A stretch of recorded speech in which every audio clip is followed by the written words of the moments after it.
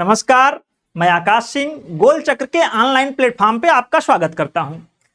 दोस्तों, आज हम लोग एक नया सीरीज स्टार्ट करने जा रहे हैं।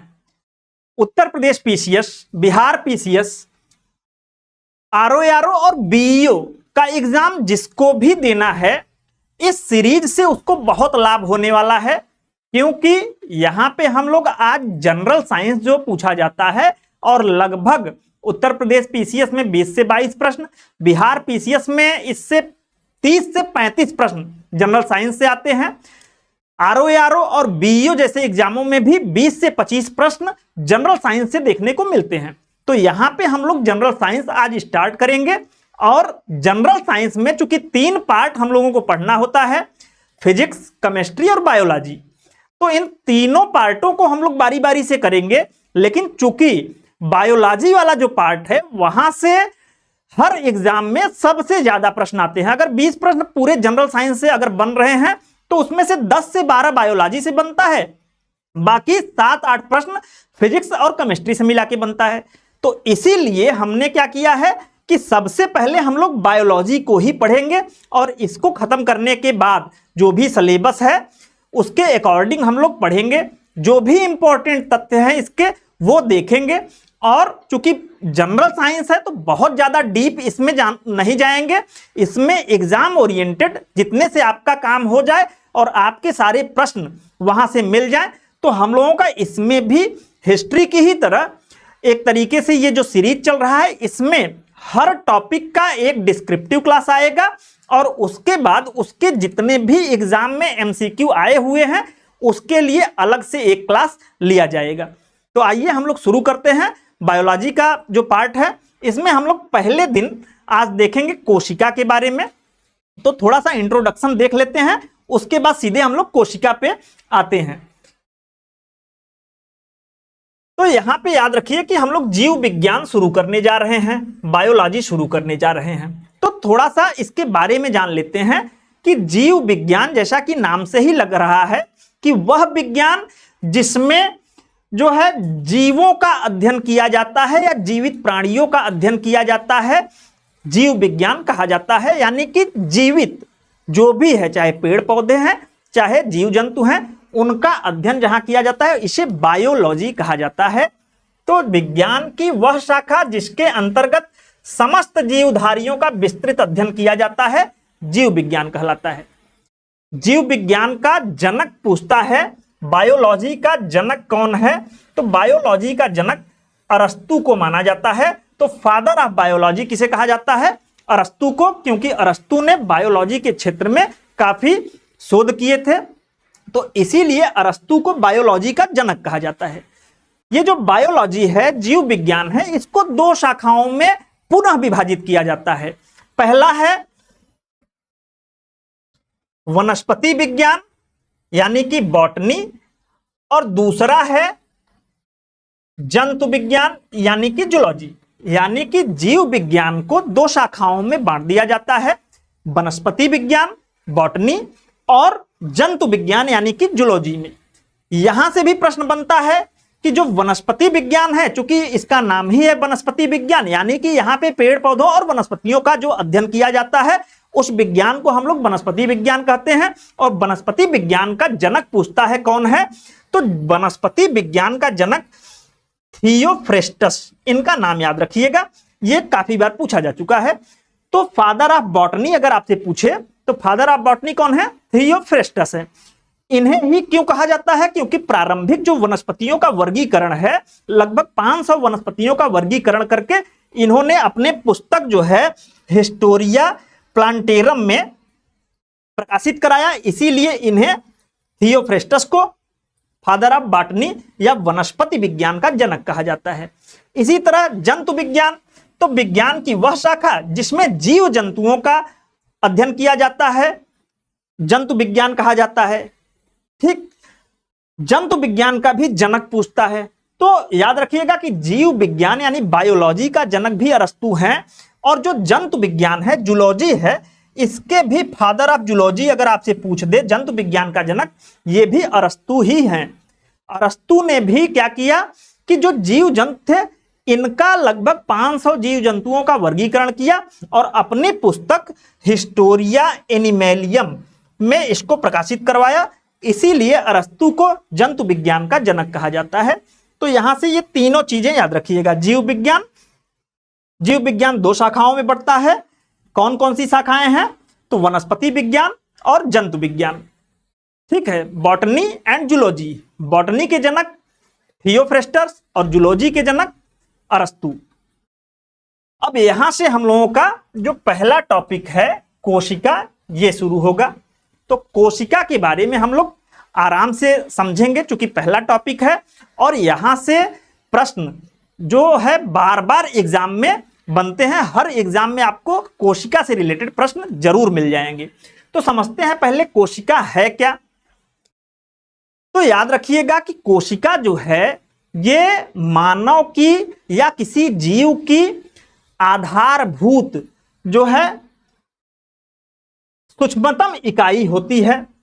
प्रत्येक जीव का शरीर सूक्ष्मतम इकाई द्वारा निर्मित होता है, जिसे कोशिका कहते हैं। तो कोशिका जो होती है मानव शरीर की सूक्ष्मतम इकाई होती है। ठीक है, इसी कोशिका से शरीर का निर्माण होता है। ठीक, मानव शरीर चूंकि बहुकोशिकीय जीव है, तो हमारा जो मानव शरीर है ये बहुत सारी कोशिकाओं से मिलकर बना हुआ है। जबकि कुछ जीव ऐसे भी हैं जिनकी की केवल एक कोशिका से उस जीव का निर्माण हुआ है, तो उसे एक कोशिकीय जीव कहते हैं। और जबकि ऐसे जीव जिनका निर्माण बहुत सारे कोशिकाओं से होता है, उन्हें बहुकोशिकीय जीव कहा जाता है। कोशिका जो होती है प्रत्येक जीव की आधारभूत संरचनात्मक एवं क्रियात्मक इकाई होती है। यानी कि ये किसी जीव की जो आधारभूत संरचनात्मक और क्रियात्मक इकाई होती है, यानी कि कोशिका के माध्यम से ही शरीर के सारे फंक्शन काम करते हैं।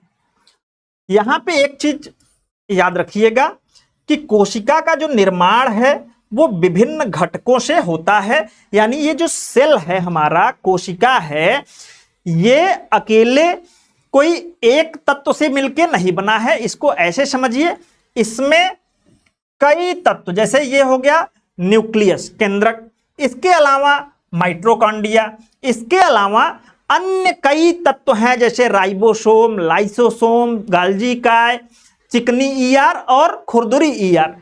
तो ऐसे तमाम तत्वों से मिलके, संगठनों से मिलके बना है।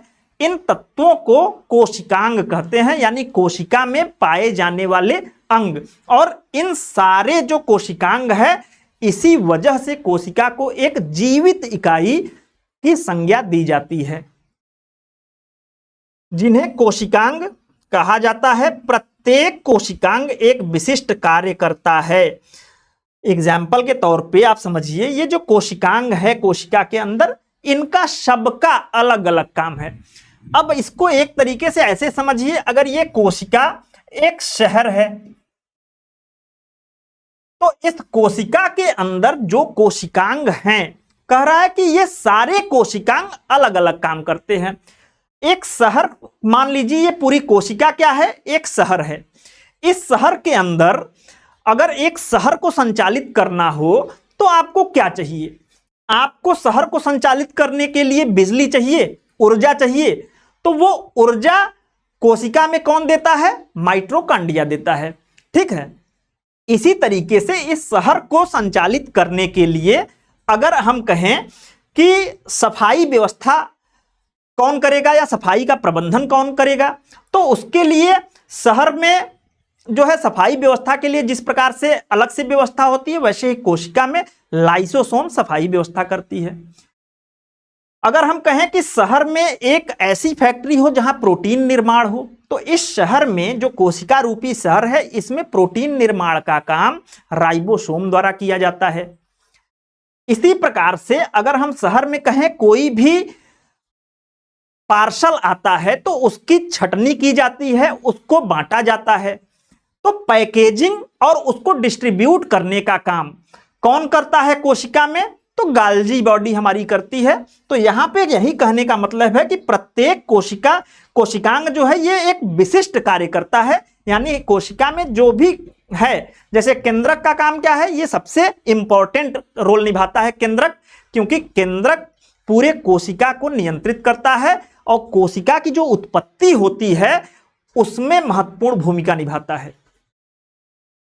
और ये जो सबसे बाहरी आवरण है कोशिका का, इसे कोशिका झिल्ली कहते हैं, और ये एक तरीके से कोशिका का प्रवेश द्वार का काम करती है, यानी कि ये डिसाइड करती है कौन सी चीज कोशिका में प्रवेश करेगी और कौन सी चीज कोशिका से बाहर निकलेगी। तो यहां पे हम लोगों ने देखा कि कोशिका का जो प्रत्येक कोशिकांग है वो अलग अलग काम करता है। कोशिकांग के कारण ही कोशिका एक जीवित संरचना है, लिविंग ऑर्गेनिज्म है। कोशिकाएं जो है ये लगातार बनती हैं, विभाजित होती हैं और मरती हैं, यानी कि ये कोशिकाएं जो हैं ये अपने से ही बनती हैं, इनका निर्माण भी होता है, कोशिकाओं में विभाजन भी होता है और ये कोशिकाएं मरती भी हैं। तो इसलिए ही ऐसा जो है होता है कि जैसे मानव शरीर असंख्य कोशिकाओं से मिलकर बना है, लेकिन इसकी संख्या निश्चित नहीं हो पाती क्योंकि ये लगातार बन रही हैं, विखंडित हो रही हैं, मर रही हैं। तो मानव शरीर में ऐसा अनुमान है कि 30 से 40 खरब कोशिकाएं पाई जाती हैं।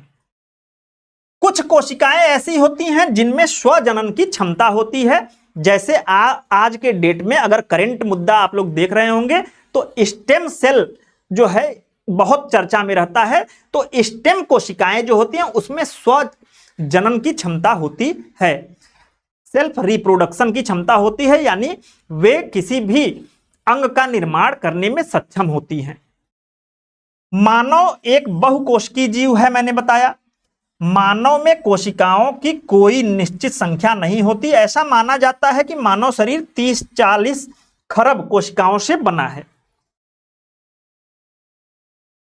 अब हम लोग कोशिका की खोज के बारे में थोड़ा सा देख लेते हैं, टाइमलाइन, और यहां से प्रश्न बनते हैं कि किसकी खोज किसने की।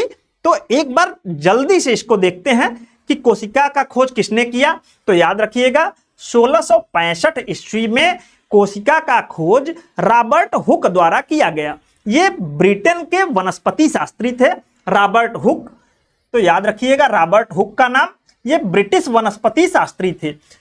इन्होंने कार्क की एक पतली काट में जो है कुछ छोटी छोटी कोठरियां देखी, कुछ छोटे छोटे कक्ष देखे, जिसे रॉबर्ट हुक ने सेल नाम दिया, कोशा नाम दिया। ठीक, तो कोशिका की खोज आपसे पूछ दे तो 1665 में रॉबर्ट हुक द्वारा किया गया। इसके बाद 1674 ईस्वी में ल्यूवेनहॉक द्वारा, याद रखिएगा 1674 ईस्वी में जो ल्यूवेनहॉक वैज्ञानिक थे, इन्होंने, चूंकि 1665 में अगर कोशिका की खोज आपसे पूछ रहा है तो रॉबर्ट हुक होंगे, लेकिन अगर आपसे यह पूछ दे कि पहले वैज्ञानिक कौन थे जिन्होंने कि जीवित जो है संरचना में कोशिका को देखा, इन्होंने क्या किया था, कार्क जो है वो एक कृत्रिम संरचना थी, कार्क को पतला काटा और उसमें इन्होंने जो कोठरियां देखी, कक्ष देखी, इससे कोशिका का जो है अनुमान लगाया कि कोशिका भी इसी तरीके की होती होगी। लेकिन पहली बार जीवित कोशिकाओं का अध्ययन किसने किया, तो ल्यूवेनहॉक द्वारा किया गया। कब किया गया, 1674 ईस्वी में। इसके बाद हम लोग देखते हैं 1774 ईस्वी में कोशिका के अंदर जो न्यूक्लियस है, इस न्यूक्लियस के अंदर का जो केंद्रीय भाग होता है, जो सबसे घना भाग होता है, उसे केंद्रिका कहा जाता है। यानी कि न्यूक्लियस अगर है तो न्यूक्लियस का भी जो सेंटर है इसे केंद्रिका कहा जाता है। इस केंद्रिका की खोज फेलिक फैंटाना द्वारा किया गया था 1774 ईस्वी में, फेलिक फैंटाना। तो यहां पे पहला इंपॉर्टेंट जितने आपको याद रखने हैं, एक तो कोशिका की खोज आप लोग याद रखिएगा, रॉबर्ट हुक। इसके बाद कोशिका में हम लोगों ने देखा था कि अनेक जो है कोशिकांग पाए जाते हैं। ये अगर कोशिका है तो इसके अंदर अनेक कोशिकांग पाए जाते हैं। ठीक, अब ये जो कोशिकांग है ये एक द्रव्य में तैरते रहते हैं जिसे जीव द्रव्य या प्रोटोप्लाज्म कहा जाता है। तो ये जो प्रोटोप्लाज्म है या जीव द्रव्य है, इसकी खोज की थी J.H. पुरकिंजे। इनका नाम याद रखिएगा, प्रोटोप्लाज्म की खोज 1839 में। अगला जो आपको याद रखना है यहां से इंपॉर्टेंट, इसको 1831 ईस्वी में रॉबर्ट ब्राउन द्वारा कोशिका के केंद्रक की खोज की गई, यानी कोशिका का जो सेंटर पॉइंट न्यूक्लियस है, न्यूक्लियस की खोज आपसे पूछ दे तो रॉबर्ट ब्राउन द्वारा 1831 में। तो जहां जहां स्टार मैं लगा रहा हूं वो जरूर याद रखिएगा। 1665 में कोशिका की खोज रॉबर्ट हुक ने की, 1831 में रॉबर्ट ब्राउन ने केंद्रक की खोज की।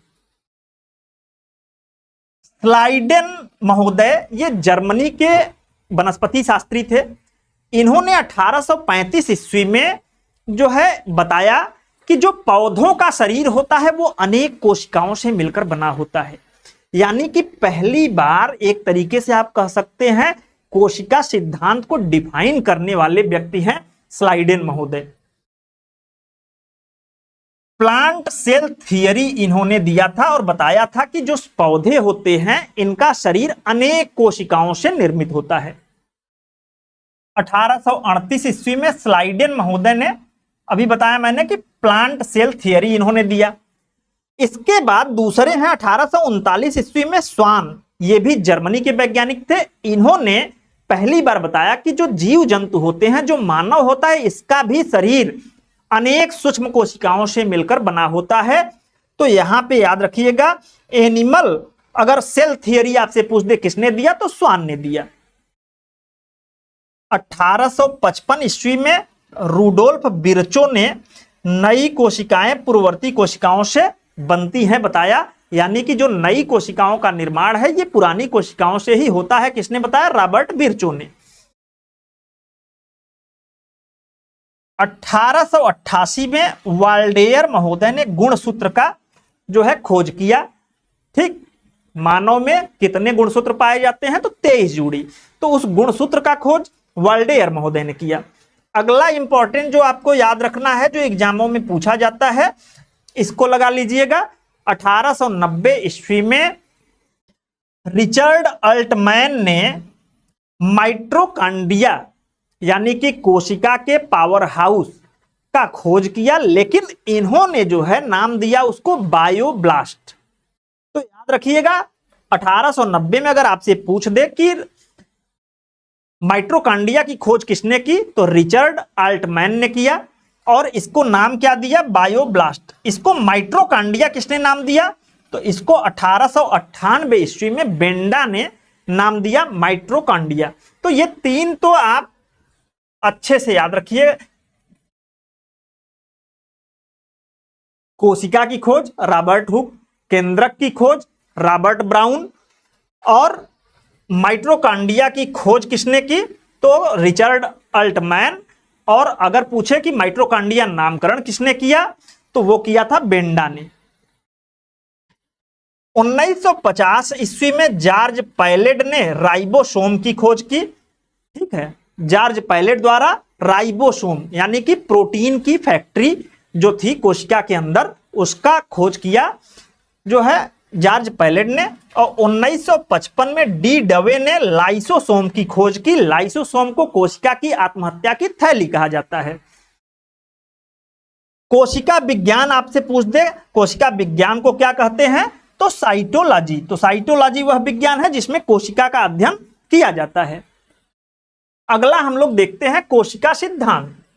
सेल थियरी क्या है? तो सेल थियरी सिंपल सा समझिए कि जो स्लाइडेन और स्वान महोदय हैं, इन्होंने 1938 और 1838 और 1839 में जो है कोशिका सिद्धांत दिया। आपसे पूछे कोशिका सिद्धांत किसने दिया, तो स्लाइडेन और स्वान महोदय ने दिया। हमने बताया था, स्लाइडेन महोदय ने बताया था कि जो पौधे हैं ये अनेक कोशिकाओं से मिलकर बने होते हैं, जबकि स्वान महोदय ने कहा था कि जो जंतु हैं इनका शरीर अनेक कोशिकाओं से मिलकर बना होता है। तो इसी को कोशिका सिद्धांत के रूप में इन्होंने 4 बातें बताई। पहला बताया कि प्रत्येक जीव का शरीर एक या अनेक कोशिका से बना होता है, यानी कि प्रत्येक जीव या तो एक कोशिका से बना है या तो एक से अधिक कोशिका से बना है, अनेक कोशिका से बना है। तो उसी आधार पे हम लोग आगे देखेंगे कि एक कोशिकीय जीव होते हैं और बहुकोशिकीय जीव होते हैं। प्रत्येक जीव की उत्पत्ति कोशिका से ही होती है, यानी कि कोशिका हमारे शरीर की एक तरीके से जीवित संरचना है और कोशिका के बिना शरीर के जीवन का कोई महत्व नहीं रह जाता। यानी कि प्रत्येक जीव की जो उत्पत्ति है इसी कोशिका से ही होती है। प्रत्येक कोशिका एक स्वाधीन इकाई है, फिर भी सभी कोशिकाएं मिलकर कार्य करती हैं। जो मानव शरीर है इसमें जितनी भी कोशिकाएं हैं, आप ऐसे समझिए एग्जाम्पल के तौर पे मानव शरीर बहुकोशिकीय है, इसमें बहुत सारी कोशिकाएं हैं और हर कोशिका एक तरीके से स्वतंत्र रूप से काम करती है। एग्जाम्पल के तौर पे आप समझिए कि मानव शरीर में अगर हम कहें त्वचा पे जो कोशिकाएं हैं ये हमारे बॉडी की रक्षा करती हैं। ऐसे ही अगर हम बात करें कि तंत्रिका कोशिकाएं जो है ये सूचनाओं का आदान प्रदान करती है, रक्त कोशिकाएं ऑक्सीजन का परिवहन करती हैं। तो अलग अलग कोशिकाएं अलग अलग काम करती हैं ये स्वाधीन रूप से, लेकिन करती किसके लिए हैं? कोशिकाएं मिलकर, एक साथ मिलकर पूरे बॉडी के लिए काम करती हैं। कोशिका की उत्पत्ति जिस क्रिया से होती है उसमें केंद्रक मुख्य रूप से भाग लेता है और यह मुख्य सृष्टिकर्ता के रूप में इसे जाना जाता है। तो कोशिका में सबसे इंपॉर्टेंट पार्ट आपसे पूछा जाए तो केंद्रक है, क्योंकि केंद्रक ही जो है एक तरीके से कोशिका की उत्पत्ति के लिए जिम्मेदार होता है और कोशिका के जो अनेक कोशिकांग हैं इनको नियंत्रित करने के लिए जिम्मेदार होता है। ठीक, तो ये था कोशिका सिद्धांत जो कि स्लाइडेन और स्वान महोदय ने दिया। अगला हम लोग देखते हैं कि कोशिका सिद्धांत का अपवाद बहुत बार पूछता है। तो यहां पे याद रखिएगा कि वायरस जो होता है, विषाणु, इसमें कोशिका नहीं पाई जाती है। अगर आपसे पूछ दे यहां पे पहला जो इनका सिद्धांत था, प्रत्येक जीव का शरीर एक या अनेक कोशिकाओं से बना होता है, तो इस सिद्धांत का ही अपवाद है कि वायरस का शरीर जो होता है इसमें कोशिकाएं नहीं पाई जाती हैं। आपसे कोई पूछ दे कि वायरस में कोशिका है या नहीं है तो आप कहना नहीं है। और जो वायरस होता है ये अकोशिकीय जीव होता है। ठीक, तो विषाणु में कोशिका नहीं होती, इसे अकोशिकीय जीव कहा जाता है, अकोशिकीय माना जाता है। दरअसल विषाणु के अंदर सामान्य कोशिका जैसी पूरी संरचना नहीं होती, इसमें मुख्यतः आनुवंशिक पदार्थ जैसे डीएनए, आरएनए, प्रोटीन और लिपिड का आवरण होता है, लेकिन अन्य कोशिकांग नहीं होते हैं। तो बहुत इंपॉर्टेंट है, वायरस को याद रखिएगा, यह अकोशिकीय जीव है। क्योंकि अकोशिकीय जीव है तो यहां पे और इंपॉर्टेंट चीजें हैं कि सामान्य अर्थ में विषाणु मेटाबॉलिज्म यानी कि चयापचय और प्रजनन नहीं कर सकते। अगर विषाणु स्वतंत्र रूप से हम कहें तो ये कोशिका चूंकि है नहीं तो ये जीवित नहीं है, और ये स्वतंत्र रूप से न तो कोई मेटाबॉलिज्म कर सकते हैं न तो प्रजनन कर सकते हैं। ये अपनी संख्या बढ़ाने के लिए किसी जीवित कोशिका का सहारा लेते हैं जिसे होस्ट सेल की आवश्यकता होती है। यानी विषाणु अगर बाहर है तो ये मृत अवस्था में पड़ा रहता है, और जैसे ही ये किसी जीवित कोशिका में प्रवेश करता है, जैसे मानव कोशिका में अगर वायरस का प्रवेश होता है तो ये होस्ट सेल के माध्यम से अपनी संख्या बढ़ाना स्टार्ट कर देते हैं। तो यहां पे ये याद रखिएगा, इसीलिए विषाणु को जीवित और निर्जीव के बीच की कड़ी माना जाता है। तो यहां पे इंपॉर्टेंट है कोशिका सिद्धांत में कि विषाणु में कोशिका नहीं होती, ये अकोशिकीय जीव है। अब हम लोग यहां पे कोशिका का प्रकार देखेंगे, कोशिका कितने प्रकार की होती है। तो यहां पे याद रखिएगा, कोशिका जो होता है इसमें हमने देखा कि मेनली कोशिका का जो सबसे इंपॉर्टेंट भाग होता है उसका न्यूक्लियस होता है। ठीक, जो न्यूक्लियस होता है ये कोशिका के निर्माण के लिए उत्तरदायी होता है, और ये जो कोशिका में जितने भी कोशिकांग होते हैं इनके लिए भी ये उत्तरदायी होता है, इनके नियंत्रण के लिए उत्तरदायी होता है। तो इसी न्यूक्लियस के आधार पर कोशिका को दो भागों में बांटा जाता है। कौन कौन से दो भाग हैं? तो प्रोकैरियोटिक कोशिका और यूकैरियोटिक कोशिका, ये दो पार्ट में बांटा जाता है। प्रोकैरियोटिक कोशिका किसे कहते हैं? तो ऐसी कोशिकाएं जिनमें आप कह सकते हैं कि ये जो न्यूक्लियस होता है ये झिल्ली में बंधा हुआ ट्रू न्यूक्लियस नहीं होता, यानी कि विकसित केंद्रक जिस कोशिका में नहीं होता उसे प्रोकैरियोटिक कोशिका कहते हैं, अविकसित कोशिका कहते हैं। ठीक, तो प्रोकैरियोटिक कोशिका किसे कहते हैं? इसमें झिल्ली से घिरा हुआ स्पष्ट न्यूक्लियस नहीं होता है। बहुत इंपॉर्टेंट लाइन है, न्यूक्लियस चूंकि कोशिका का सबसे इंपॉर्टेंट पार्ट है, प्रोकैरियोटिक कोशिका में न्यूक्लियस तो होता है लेकिन ये अविकसित होता है और झिल्ली से घिरा हुआ इसमें स्पष्ट रूप से आप कह सकते हैं कि न्यूक्लियस नहीं पाया जाता। यूकैरियोटिक कोशिका, इसमें झिल्ली से घिरा हुआ स्पष्ट न्यूक्लियस पाया जाता है। ठीक है, झिल्ली से घिरा हुआ स्पष्ट न्यूक्लियस पाया जाता है। अब इससे अंतर क्या पड़ा?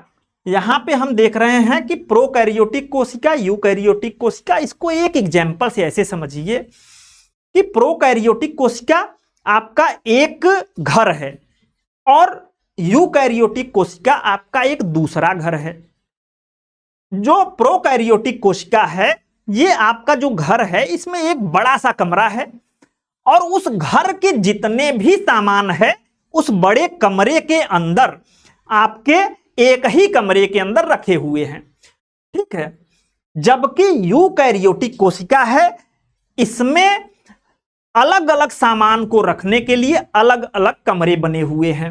जो झिल्ली से घिरा हुआ स्पष्ट न्यूक्लियस जिसमें होता है यूकैरियोटिक कोशिका, इस घर में मान के चलिए 5-6 कमरे हैं और हर कमरे में अलग अलग सामान रखा हुआ है। किसी में माइटोकॉन्ड्रिया है, ऊर्जा निर्माण कर रहा है, किसी में राइबोसोम है जो कि प्रोटीन का निर्माण कर रहा है, किसी कमरे में आपका लाइसोसोम है जो कि एक तरीके से आत्महत्या की थैली है, कोशिका को समाप्त करने का या अपशिष्ट को निपटान करने का काम कर रहा है। तो इस तरीके से ये 2 घर हैं, इसमें एक ही घर है, एक ही कमरा है जिसमें सारे सामान एक कमरे में पड़े हुए हैं। तो यहां पे जो न्यूक्लियस होता है अविकसित होता है और न्यूक्लियस न होने से क्या होता है, अविकसित होने से क्या होता है, जो सामान है वो एक ही जगह पे सेल के अंदर बिखरे हुए रहते हैं। ठीक, इसका जो संगठन होता है ये छोटा और सरल होता है, इसमें केंद्रक अविकसित होता है, यह अधिक जटिल और पूर्ण विकसित केंद्रक होता है इसमें यूकैरियोटिक में।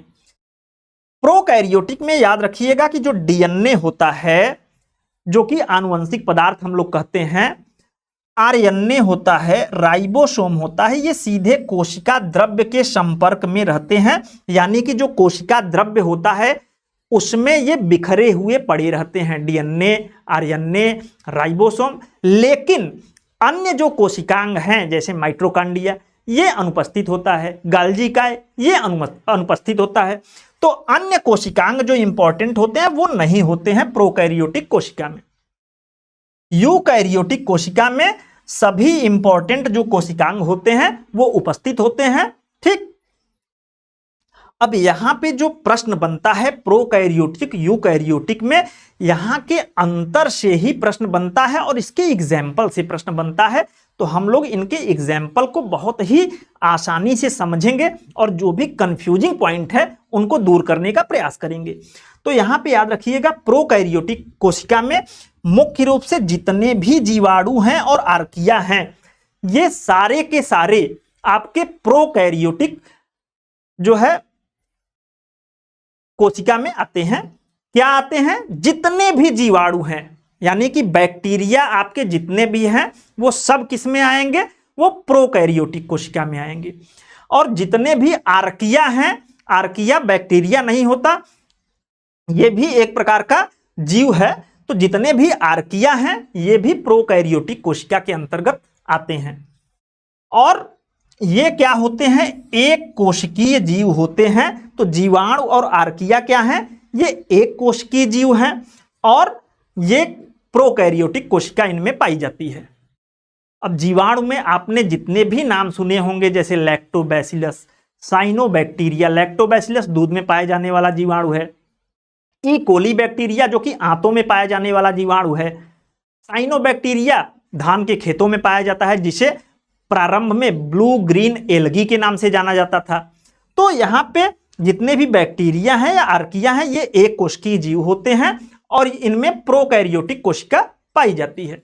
जबकि यूकैरियोटिक कोशिका, यहाँ पे समझने की जरूरत है कि अमीबा, पैरामीशियम, युगलीना,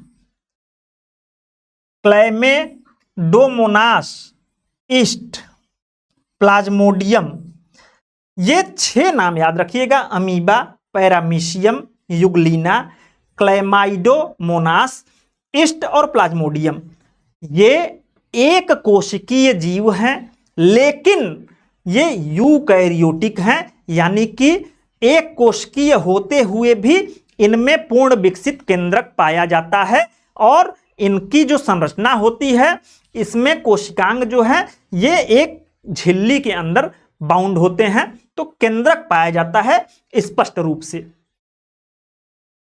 एक कोशिकीय जीव है, जबकि यूकैरियोटिक कोशिका में इनके अलावा, ये एक कोशिकीय जीव के अलावा जितने भी बहुकोशिकीय जीव हैं, चाहे पेड़ पौधे हों, चाहे जीव जंतु हो, चाहे मनुष्य हों, वे भी यूकैरियोटिक कोशिका के अंतर्गत आते हैं, यानी उनमें यूकैरियोटिक कोशिका पाई जाती है। तो यहाँ पे जो आप कंफ्यूज होते हैं उसको दूर कर लीजिए कि एक कोशिकीय जीव का मतलब ये नहीं है कि उसमें प्रोकैरियोटिक, एक कोशिकीय जीव अमीबा, पैरामीशियम, युगलीना, ईस्ट और प्लाज्मोडियम और क्लैमाइडोमोनास भी है, इनमें भी यूकैरियोटिक कोशिका पाई जाती है। ठीक है, अगला हम लोग देखते हैं कि एक कोशिकीय जीव किसे कहते हैं और बहुकोशिकीय जीव किसे कहते हैं। चूंकि अभी हमने देखा कि एक कोशिकीय जीव में बैक्टीरिया भी था, आर्किया भी था, लेकिन वो क्या था, प्रोकैरियोटिक था। जबकि अमीबा, पैरामीशियम, ईस्ट, प्लाज्मोडियम ये सब एक कोशिकीय जीव थे, लेकिन यूकैरियोटिक थे, क्योंकि इनमें पूर्ण विकसित केंद्रक पाया जाता है। एक कोशिकीय जीव, जिन जीवों का पूरा शरीर केवल एक कोशिका से बना होता है, उसे एक कोशिकीय जीव कहा जाता है। यानी कि पूरी की पूरी जो संरचना है वो एक ही सेल से बनी हुई है, एक ही सेल के द्वारा ये पूरा जीव निर्मित है। जिन जीवों का शरीर एक से अधिक कोशिका से बना होता है उसे बहुकोशिकीय जीव कहते हैं। जैसे पेड़ पौधों की कोशिकाएं, जीव जंतुओं की कोशिकाएं, मानव कोशिकाएं, ये क्या है, बहुकोशिकीय जीव। एक यहां पे इंपॉर्टेंट चीज है, इसको भी थोड़ा सा ध्यान दे लीजिएगा, यहां से कंफ्यूज आदमी करता है और प्रश्न गलत हो जाते हैं। तो पूछता है कि एक कोशिकीय प्रोकैरियोटिक जीव, अगर आपसे पूछे कि कौन कौन से हैं, यानी कि एक कोशिकीय हैं और प्रोकैरियोटिक हैं, तो आप बताओगे कि जितने भी जीवाणु हैं और आर्किया हैं, ये सब के सब एक कोशिकीय हैं और प्रोकैरियोटिक हैं। इसके अलावा अगर आपसे पूछे एक कोशिकीय और यूकैरियोटिक जीव कौन कौन से हैं, यानी कि कोशिका तो एक ही है, सिंगल कोशिका से ही इनका शरीर निर्मित है, लेकिन जो कोशिका है ये पूर्ण विकसित है, इसमें जो केंद्रक है वो स्पष्ट रूप से पाया जाता है। तो amoeba, paramecium, euglena, chlamydomonas, yeast और प्लाज्मोडियम, ये एक कोशिकीय यूकैरियोटिक जीव हैं। बहुकोशिकीय जीवों में हमने देखा कि पादप, जंतु और मानव कोशिकाएं ये क्या हैं, बहुकोशिकीय हैं, यानी कि बहुत सारे सेल मिलके इनका निर्माण करते हैं। अब यहां पे एक चीज और इंपॉर्टेंट है, बार बार एग्जामों में पूछा जाता है, ब्लू ग्रीन एल्गी, ये पहले नाम था साइनोबैक्टीरिया का। ब्लू ग्रीन एल्गी जो है ये धान के खेत में पाया जाता है। चूंकि ये प्रकाश संश्लेषण की क्रिया करता है, इसलिए प्रारंभ में इसे ब्लू ग्रीन एल्गी कहा गया, यानी कि एल्गी मतलब होता है शैवाल, इसको शैवाल की श्रेणी में गिना गया। लेकिन बाद में इसका वर्गीकरण करके, चूंकि ये बैक्टीरिया है तो इसको बैक्टीरिया के श्रेणी में रखा गया और इसको नाम दिया गया साइनोबैक्टीरिया। तो जो साइनोबैक्टीरिया है, हमने आपसे बताया कि अगर आपसे एग्जाम में पूछे साइनोबैक्टीरिया या ब्लू ग्रीन एल्गी तो आप एक ही है। ब्लू ग्रीन एल्गी इसको पहले कहा जाता था क्योंकि ये प्रकाश संश्लेषण करता है, लेकिन वर्तमान में इसे साइनोबैक्टीरिया कहा गया है। और मैंने पहले ही बताया कि जितने भी बैक्टीरिया हैं वो क्या हैं, वो प्रोकैरियोटिक हैं और एक कोशिकीय हैं। तो अगर आपसे पूछे कि एक कोशिकीय प्रोकैरियोटिक और प्रकाश संश्लेषण करने वाला जीव कौन सा है, तो आप कहेंगे साइनोबैक्टीरिया है। यानी कि ये एक कोशिकीय है, प्रोकैरियोटिक है और प्रकाश संश्लेषण की क्रिया भी करता है। लेकिन यहां पे ध्यान दीजिएगा, जो साइनोबैक्टीरिया है ये जो प्रकाश संश्लेषण की क्रिया करता है, प्रकाश संश्लेषण की क्रिया हम लोग देखते हैं पौधे करते हैं क्योंकि उनके अंदर क्लोरोप्लास्ट पाया जाता है। लेकिन जो साइनोबैक्टीरिया है इनके अंदर क्लोरोप्लास्ट नहीं पाया जाता, फिर भी ये जो है प्रकाश संश्लेषण करते हैं। तो इसमें कुछ पिगमेंट पाए जाते हैं जो कि प्रकाश संश्लेषण करते हैं, इसीलिए जो है ये बैक्टीरिया प्रकाश संश्लेषण कर पाता है। यानी कि प्रकाश संश्लेषी कुछ पिगमेंट होते हैं इनके अंदर, इसलिए ये प्रकाश संश्लेषण कर पाते हैं, न कि माइक्रोप्लास्ट की वजह से। ठीक, तो यहां पे ये याद रखिएगा इसको कि ब्लू ग्रीन एल्गी और साइनोबैक्टीरिया एक ही हैं। चूंकि ये प्रकाश संश्लेषण करता था इसलिए इसे पहले ब्लू ग्रीन एल्गी कहा जाता था और अब जो है इसको साइनोबैक्टीरिया की कैटेगरी में रख दिया गया है। अगला हम लोग देखते हैं एक कोशिकीय यूकैरियोटिक प्रकाश संश्लेषी, यानी कि एक कोशिकीय जीव जो कि यूकैरियोटिक है और प्रकाश का संश्लेषण करता है। इसमें दो नाम याद रखिएगा, यूग्लिना और क्लैमाइडोमोनास। ये शैवाल है। इसके अलावा कुछ अन्य सूक्ष्म शैवाल हैं जो कि प्रकाश संश्लेषण की क्रिया करते हैं। यहां यूग्लिना को याद रखिएगा और क्लैमाइडोमोनास को याद रखिएगा। ठीक, इनमें क्लोरोप्लास्ट पाया जाता है जिसकी मदद से प्रकाश संश्लेषण की क्रिया ये करते हैं। यानी यूग्लिना में क्लोरोप्लास्ट पाया जाता है, क्लैमाइडोमोनास में क्या पाया जाता है, क्लोरोप्लास्ट पाया जाता है और क्लोरोप्लास्ट की सहायता से ये प्रकाश संश्लेषण की क्रिया करते हैं। ये एक कोशिकीय यूकैरियोटिक जीव हैं जो कि प्रकाश संश्लेषण की क्रिया करते हैं। अब यहां पे ये तीनों क्वेश्चन भी आपसे बार बार पूछे जाते हैं, इसको याद रख लीजिएगा। सबसे छोटी अगर ज्ञात कोशिका पूछ दे या सबसे छोटी कोशिका किस जीव की है तो आप याद रखिएगा माइकोप्लाज्मा नामक जीवाणु की कोशिका जो है ये सबसे छोटी कोशिका है। दूसरा आप याद रखिएगा शुतुरमुर्ग का अंडा जो होता है ये एकल कोशिका से निर्मित होता है। तो सबसे बड़ी ज्ञात एकल कोशिका क्या है, तो शुतुरमुर्ग का अंडा ये सबसे बड़ी ज्ञात एकल कोशिका है। तो सबसे छोटी कोशिका आपसे पूछे माइकोप्लाज्मा नामक जीवाणु की, सबसे बड़ी कोशिका किस चीज की है तो शुतुरमुर्ग के अंडे की है। और ये जो शुतुरमुर्ग का अंडा होता है ये एक कोशिका से मिलकर बना होता है। तो सबसे बड़ी कोशिका शुतुरमुर्ग के अंडे की। अगर मानव शरीर में बात करें कि सबसे लंबी कोशिका कौन सी होती है, हमारे शरीर के अंदर सबसे लंबी कोशिका जो है तंत्रिका कोशिकाएं होती हैं, क्योंकि न्यूरॉन्स जो होते हैं तंत्रिका कोशिकाओं में ये सबसे लंबी संरचना होती है। तो याद रखिएगा कि तंत्रिका कोशिकाएं मानव कोशिकाओं में अगर आपसे पूछ दे सबसे लंबी तो तंत्रिका कोशिकाएं, उसमें भी न्यूरॉन।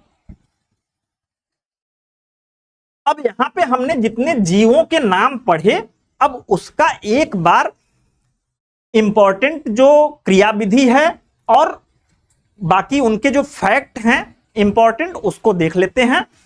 तो बैक्टीरिया हमने बताया कि ये क्या है, प्रोकैरियोटिक जीव है और एक कोशिकीय है, एक कोशिकीय प्रोकैरियोटिक जीव है। ई कोलाई बैक्टीरिया आंतों में पाया जाता है। क्वेश्चन ये पूछा जा चुका है कि आंतों में कौन सी बैक्टीरिया पाई जाती है, तो ई कोलाई बैक्टीरिया। दूध में कौन सी बैक्टीरिया पाई जाती है, तो लैक्टोबैसिलस। साइनोबैक्टीरिया या ब्लू ग्रीन एल्गी कहां पाया जाता है, कई बार पूछा जा चुका है। तो ये धान के खेत में पाया जाता है क्या, ये बैक्टीरिया है और प्रकाश संश्लेषण की क्रिया करने वाला बैक्टीरिया है। माइकोप्लाज्मा अभी हमने बताया कि अगर आपसे पूछे कि सबसे छोटी कोशिका किस जीव की है, तो माइकोप्लाज्मा नामक जीवाणु की है। तो ये चारों प्रश्न यहां से बने हुए हैं। आर्किया, इसको भी हमने बताया था कि ये एक कोशिकीय प्रोकैरियोटिक जीव हैं। आर्किया जो होता है ये बैक्टीरिया नहीं होता, पहले तो ये समझिए। आर्किया एक अलग जीव का समूह है। ये अत्यधिक गर्म, नमकीन या ऑक्सीजन विहीन वातावरण में अधिकतर पाए जाते हैं, लेकिन ऐसा नहीं है कि केवल इसी वातावरण में पाए जाते हैं, यहाँ पे इनकी संख्या ज्यादा होती है। यानी अत्यधिक गर्म वातावरण वाला क्षेत्र, नमकीन पानी वाला क्षेत्र और ऑक्सीजन विहीन जो वातावरण है, इनके लिए आदर्श होता है आर्किया के लिए। तो ये दोनों को याद रखिएगा, एक कोशिकीय हैं और प्रोकैरियोटिक हैं। अमीबा के बारे में हमने बताया कि यह एक कोशिकीय यूकैरियोटिक है। इसकी कुछ खासियत है, इसको देख लेते हैं।